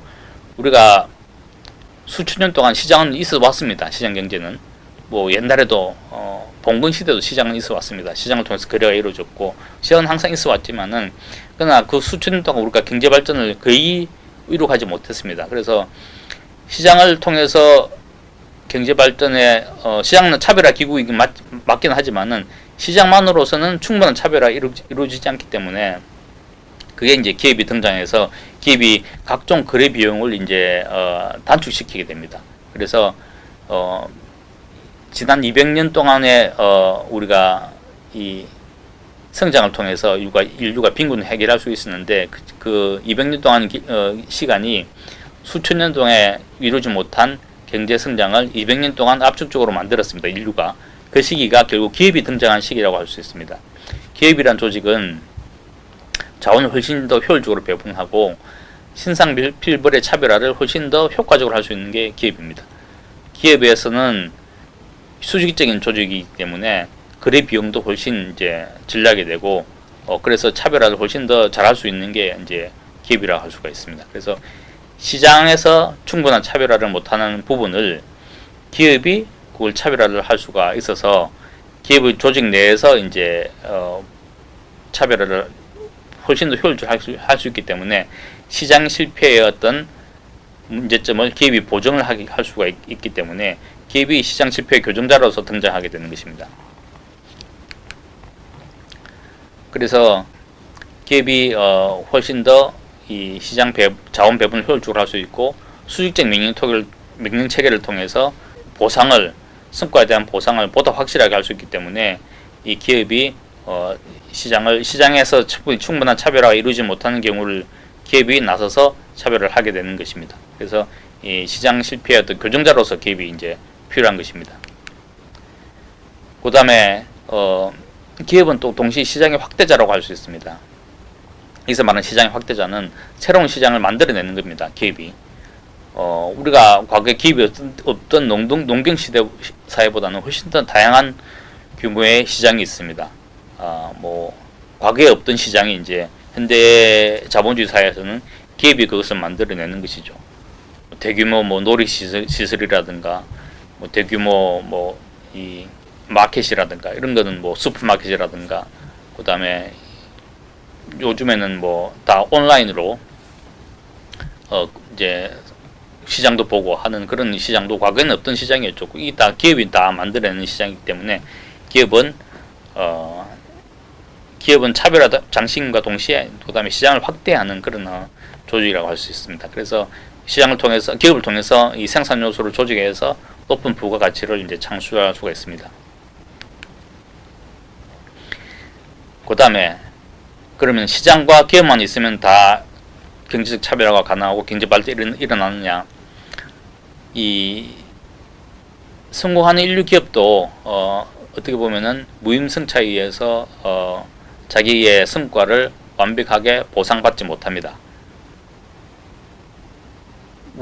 우리나라가 일본의 옛날 전자기업을 일본으로부터 기술 전수받거나 아니면은 그 예전에 지적재산권이 제대로 보장받지 못할 때 다른 기업의 어떤 기술을 갖다가 가져와서 우리가 기술 발전의 어떤 도구로 삼기도 하였고 여러 가지 이제 기업 이 시장에서도 이 무임승차가 가능했기 때문에 기업의 어떤 무임승차를 방지하는 기업 간의 무임승차 방지하는 그런 역할을 결국 정부가 할 수밖에 없는 것입니다. 그래서 정부가 시장과 이 기업이 충분히 하지 못하는 경제적 차별화 장치를 정부가 그 역할을 대신하는 게 이제 정부의 역할이라고 할 수 있습니다. 여러 가지 우리가 재산권 보호제도라든가 이런 게 결국 경제적 차별화 장치의 하나이죠. 특허를 통해서 그 기업의 독점적인 권한을 보장해 주는 게 그 기업이 특허를 만드는 데 대한 어떤 성과를 냈기 때문에 그 성과를 이제 보상하는 게 결국 지적 재산권이라 할 수 있습니다. 이런 이제 정부의 역할이 경제적 차별화에 있어서 중요한 역할을 하게 되는 것입니다. 그래서 이런 시장과 기업과 정부가 경제적 차별화라는 하나의 원리를 관철할 때만이 이제 경제 성장이 가능한 겁니다. 그래서 삼위일체의 어떤 경제적 차별화 장치가 결국 경제 성장을 만드는 것이고 이것을 가장 잘한 시대가 바로 박정희 정부의 시대라고 할 수 있습니다. 박정희 정부 시대에 기업이 성장하였고 그다음에 정부는 그 경제적 차별화를 통해서 기업이 성장하도록 그렇게 제도적 환경을 만들어줬고 그다음에 시장에서는 자유로운 거래가 일어났고 요 제도가 요런 삼위일체가 이 경제적 차별화라는 공통분모를 통해서 결합을 할 때 경제 성장이 본격화될 수가 있다는 것이 삼위일체 경제발전론의 개념이라고 할 수 있습니다. 그래서 이 기업과 시장과 정부가 3일체 경제적 차별화를 매개로 해서 같이 움직이지 않으면은 경제 성장이 쉽지가 않은 게 이제 현실이라고 말씀드릴 수 있겠습니다. 자, 그러면은 이 3일체 경제 발전 차별화를 통한 3일체 경제 발전의 바탕을 둘 때 이제 우리가 중진국 함정에서도 빠져나올 수 있다고 말씀드릴 수가 있겠습니다. 그래서 중진국 함정의 원인을 한번 살펴보겠습니다. 첫째는 그 기업 창발의 실패입니다. 아까 말씀드린 대부분의 중진국에 함정에 빠진 국가들 보면은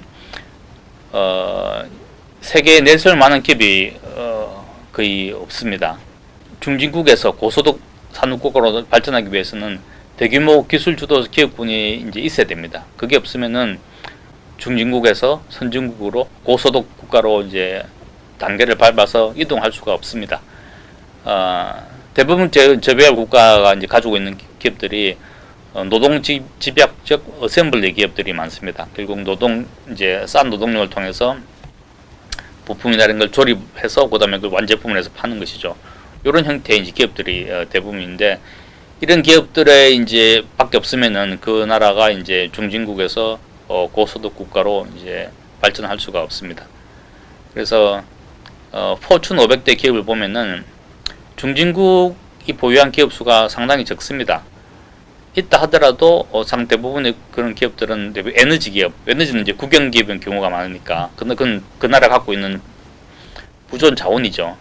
그런 기업들이 이제 그 중진국이나 저소득 국가 같은 경우에 이제 포춘 500에 이제 들어가는 경우도 있는데, 그렇지 않고 이제 하이테크 기술을 가진 그런 기업들은 중진국이나 아니면 저소득 국가에서 상당히 찾아보기가 어렵습니다. 그래서 포춘 500대 기업을 쭉 보면은 이제 중진국과 선진국의 차이가 확연하게 드러나는 경우가 많습니다.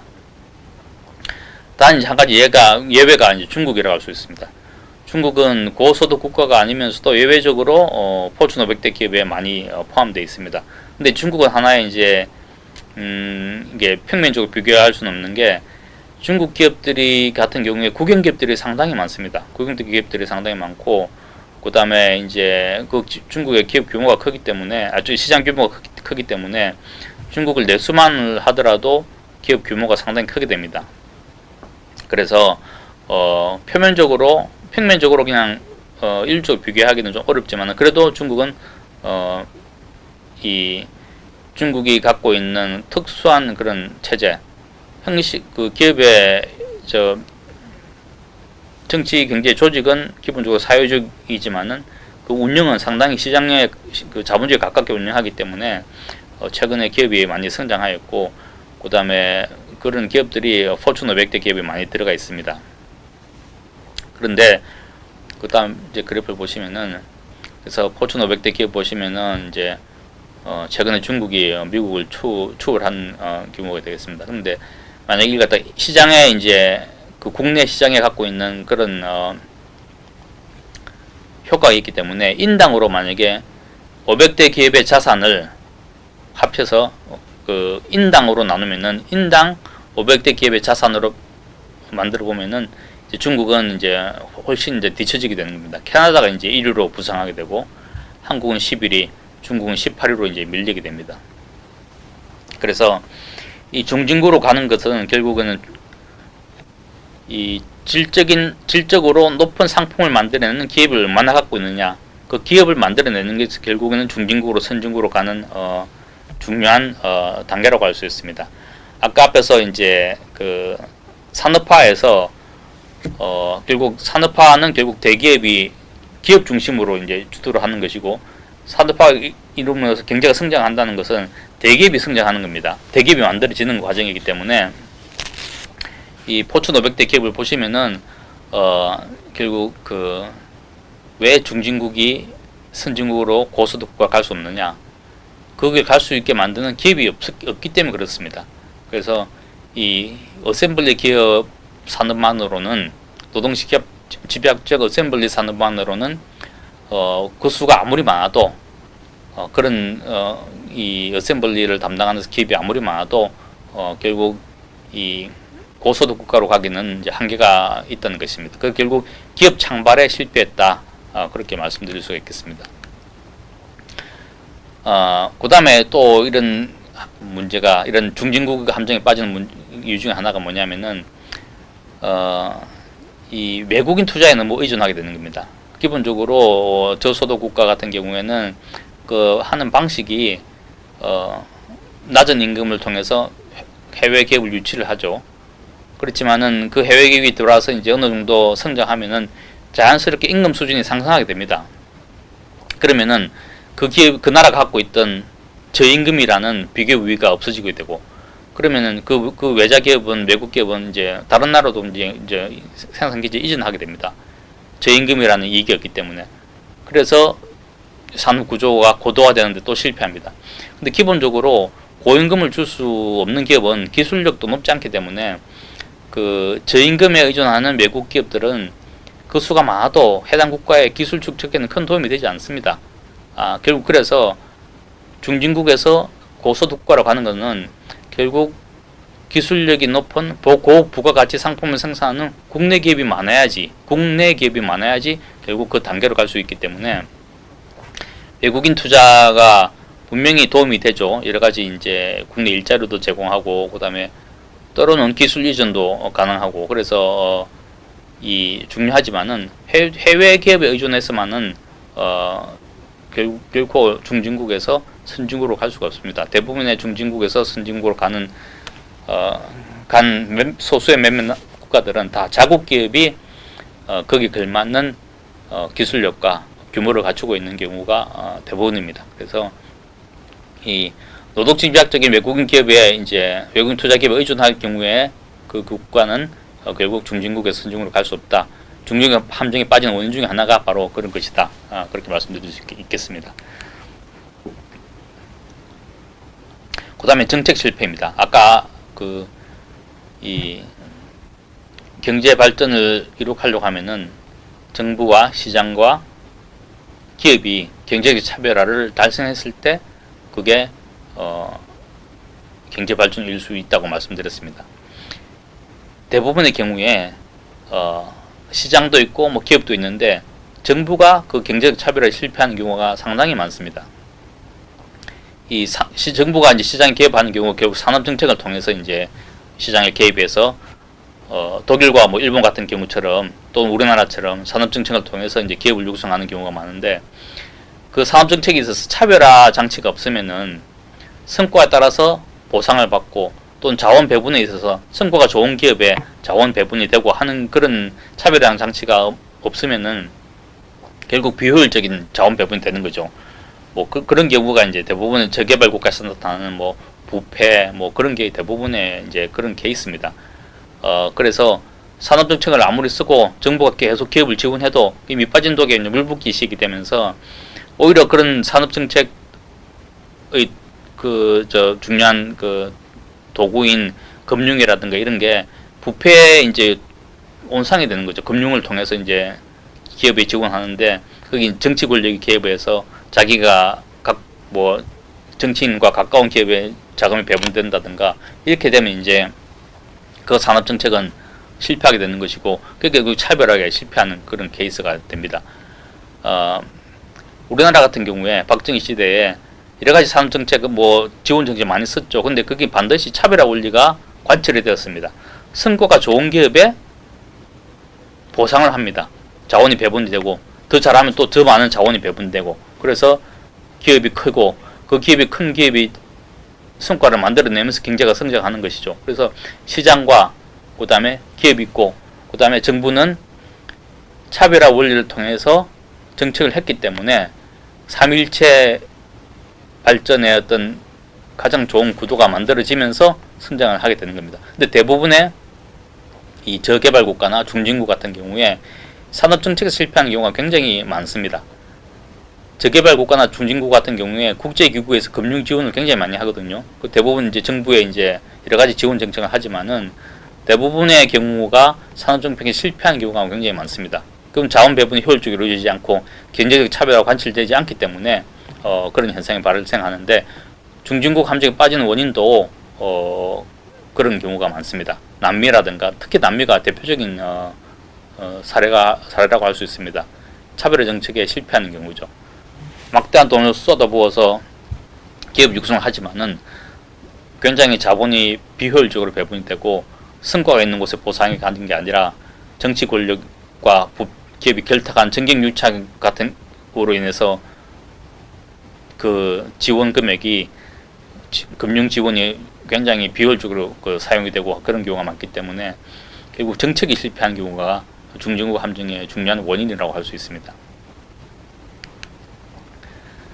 대만의 경우를 한번 보겠습니다. 대만의 경우가 이제 중증국 함정에 어떻게 경제적 차별과 기업 육성을 통한 중증국 함정이 이제 달성했느냐 하는 사례를 보시면은 대만 같은 경우 우리가 흔히 예전에 중소기업 중심의 경제 구조로 그게 좋은 어떻게 보면 대기업 중심의 구조가 아니라 중소기업 중심으로 탄탄한 경제를 우리가 갖고 있다고 한때 칭찬하던 경제가 대만 경제였습니다. 근데 실상은 대만 경제는 중소기업 중심으로 형성이 되어서 상당히 오랫동안 고생을 많이 하는 경제가 대만 경제라고 할 수 있습니다.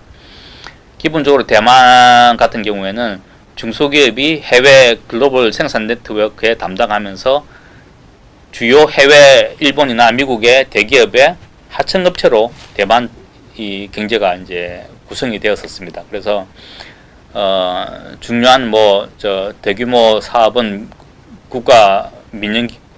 국유화된 상태에서 민간 기업은 중소기업으로 구성이 되어 있고 그 중소기업이 해외 이제 대기업들의 어떤 하청기업으로 이렇게 구성을 하게 돼 있는 상황이 이제 대만의 경제였습니다. 그래서 한때는 대만이 일종의 중소기업 중심의 좋은 경제 구조라는 식으로 이렇게 한때 칭찬을 받았는데 사실상 대만은 중소기업 경제 구조를 가지면서 상당히 성장의 정체를 갖고 왔던 시기가 1980년대입니다. 그래서 대만은 그 시기를 이제 벗어나기 위해서 상당히 이제 숙고를 한 결과가 이제 결국 이 대기업 중심으로 가기 위해서 정부가 적극적인 역할을 한 경우가 이제 지금의 이제 대만 경우라고 할 수 있습니다.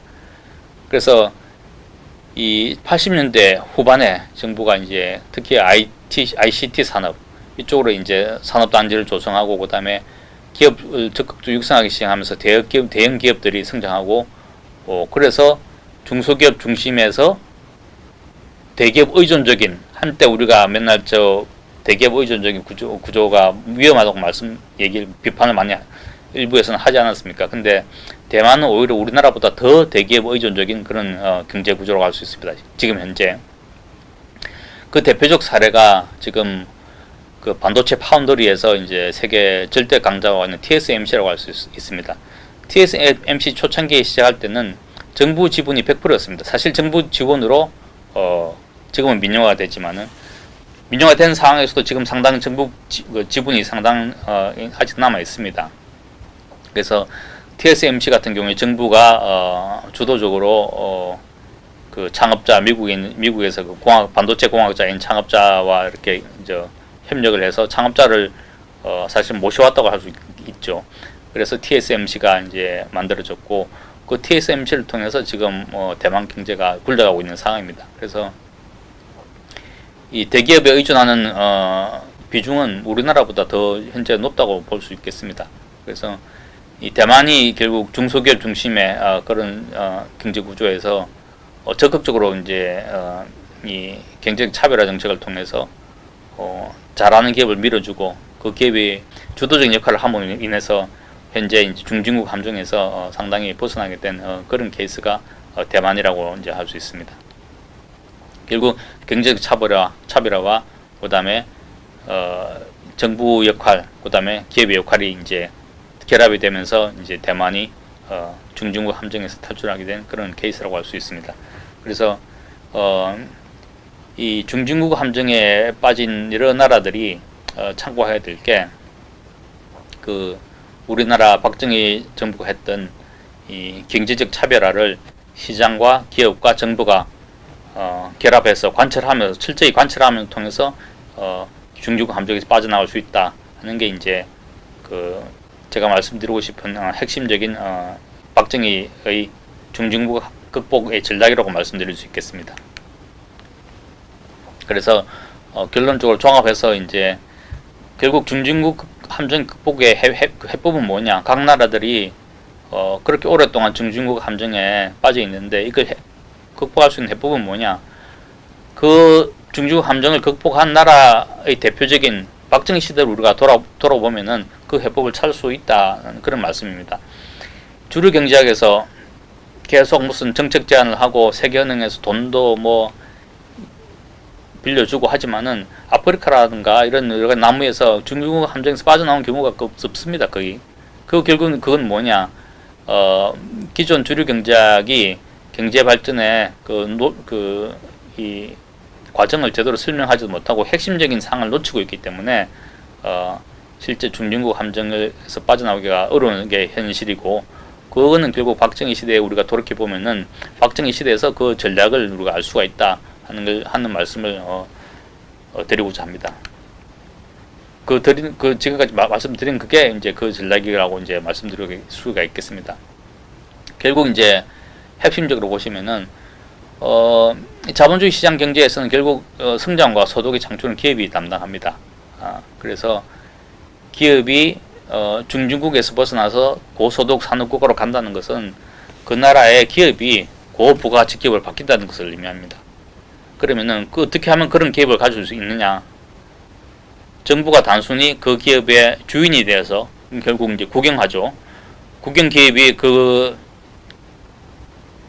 일을 할 수 있는 게 아니라 민간 기업이 시장을 통해서 그 고부가가치로 기업으로 바뀌는 역할을 할 수밖에 없는 것이고, 거기에서 정부가 그 역할을 보다 잘할 수 있도록 여러 가지 산업 정책을 쓸 수가 있는데, 그 산업 정책은 단순히 그냥 금융을 지원한다고 되는 게 아니라 이 차별적인 인센티브 구조 하에서 정부가 차별화를 갖다가 철저히 관찰하면서 그 산업 정책을 통해서 기업이 고부가가치 제품을 만들어내는 기업으로 탈바꿈할 수가 있다. 그래서 그런 의미에서 정부의 차별화 정책이 상당히 중요하다고 말씀드릴 수 있겠습니다. 그래서 이 중진국 함정을 극복하기 위해서 필요한 게 뭐냐? 결국 고부가가치를 만들어낼 수 있는 기업이 필요한데, 그 기업은 어떻게 만들어내냐? 그 기업의 노력과 동시에 정부가 차별화를 관찰할 수 있는 산업 정책을 펴는 그런 게 매우 중요하다. 박정희 시대를 보면은 그것이 철저하게 관찰이 되었다. 산업 정책을 통해서. 그래서 중진국 함정을 극복하기 위한 전략으로서 박정희 시대의 어떤 경제 정책의 이 하나의 롤 모델이 될 수 있다. 그렇게 말씀드릴 수 있겠습니다. 그래서 박정희 정부의 어떤 산업 정책을 보면은 결국 차별화를 통한 기업 육성 정책이었다. 국가 주도로 경제 개발을 추진하였지만은 그 주체는 민간이었죠. 그 주체는 민간으로서 민간이 기업 주도로 경제 성장이 이루어지만은 그 성과를 낸 기업에 자원이 집중이 되어서 경쟁력 있는 기업들이 더 빠르게 성장할 수 있도록 차별화 원리가 산업정책에 관철이 되어야지만은 산업정책이 효과를 발휘할 수 있고, 그래서 민간의 역할과 정부의 산업정책의 차별화 원리가 결합하면서 빠르게 이제 성장할 수 있고, 그래서 중진국의 함정에 빠지지 않고 기업이 질적인 단계로 보다 높은 질적인 단계로 성장하면서 이 중진국 함정으로부터 빠져나올 수 있다 하는 게 이제 박정희 시대에 우리가 경제정책이라든가 그 산업정책을 보면은 우리가 알 수 있는 것입니다. 그래서 이 차별화의 어떤 그 차별화를 관찰한다는 것은 결국은 달리 말하면은 경제의 정치화를 배제한다는 겁니다. 경제의 정치화라는 것이 뭐냐? 결국 경제의 논리가 아니라 정치의 논리가 이제 개입되면은 경제의 정치화가 되는 것이죠. 그래서 부패라든가 비효율이라든가 이게 대부분 경제 정치화를 통해서 발생하는 부작용들입니다. 대표적인 실패 사례가 뭐 남미, 아프리카가 대표적으로 경제 정치화에 이제 실패하는 사례이죠. 아프리카 같은 경우에는 국제기구가 수십 년에 걸쳐서 천문학적인 금액을 투입을 했지만은 빈곤 탈출은 고사하고 경제 성장 중진국 함정 극복은 고사하고 빈곤 탈출도 제대로 할 수 없는 경우가 많은데, 이런 경우 대부분 그 지원 금액들이 굉장히 비효율적으로 쓰이고 부패의 어떤 온상이 되고 하는 경우가 많았었습니다. 그래서 결국 이 차별화를 경제적 차별화를 관철한다는 것은 결국 경제 정치화를 배제한다는 것이고, 박정희 정부 시대에 정부가 시장에 개입해서 기업을 육성하였지만은 철저하게 경제적 성과를 보상함으로 인해서 경제 정치화를 배격해야 했다 하는 게 이제 중요한 그 전략이라고, 중진국 함정 극복의 전략이라고 말씀드릴 수 있겠습니다. 박정희 시대의 어떤 산업 정책이 가지고 있는 그 보편성은 이 어떤 형태의 산업 정책에도 적용될 수 있는 그 원리를 가지고 있는 겁니다. 그게 어떤 산업에 대한 산업 정책이든 구체적인 내용은 다를 수 있겠죠.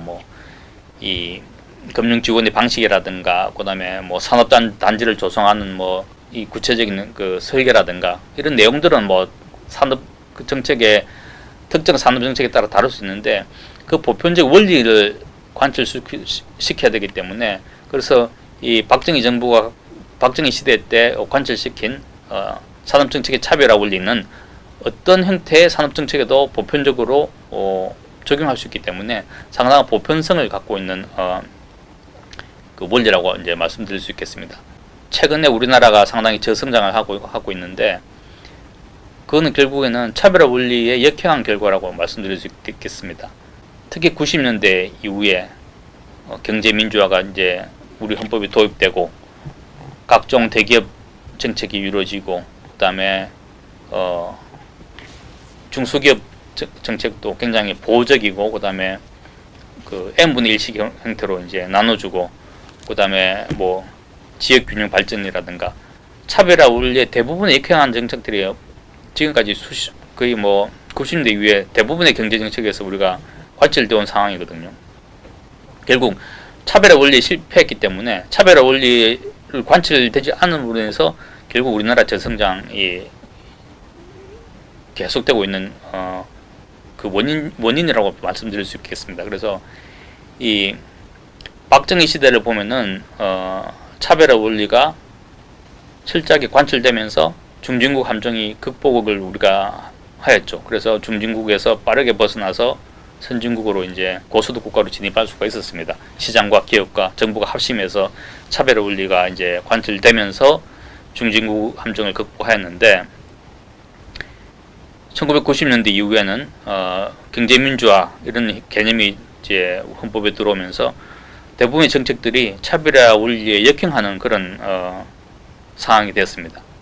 결국 현재 우리가 저성장을 가져오는 원인이라고 할 수 있고, 그런 의미에서 보면은 박정희 시대는 중진국 함정 극복의 롤 모델이라고 말씀드릴 수가 있고, 현재 우리나라가 겪고 있는 저성장, 차별화 원리의 역행에 따른 저성장은 결국 차별화 원리에 역행하는 결과가 어떻게 되느냐 하는 것을 보여주는 반면교사라고 할 수 있습니다. 과거에 우리나라는 롤 모델, 현재 우리나라는 반면교사라서 저개발 국가에서 참고해야 될 그런 상황이라고 말씀드릴 수 있겠습니다.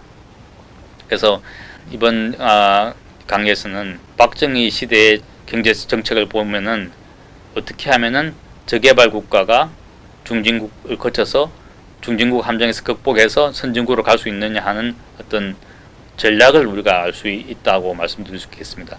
그 전략은 결국에는 정부와 시장, 기업이 삼위일체가 돼서 차별화 원리를 적극적으로 관철하면서, 그걸 통해서 차별화 원리가 적극적으로 관철되는 와중에 기업 주도로 성장할 때만이 중진국 함정을 극복할 수 있고, 그래서 단계적인 어떤 성장 과정을 밟아서 저개발 국가가 빈곤에서 탈출해서 고소득 국가로 갈 수 있다 하는 것을 이제 우리나라 통해서 이제 알 수 있다는 것이죠. 그래서 박정희 시대의 어떤 그 성장 전략은 지금 현재 중진국 함정에 빠져 있는 여러 국가들의 중요한 이 성장 전략으로 성장 전략의 롤 모델로 삼을 수 있다고 그렇게 말씀드릴 수가 있겠습니다. 그래서 이것으로서 이번 강의는 마치겠습니다. 감사합니다.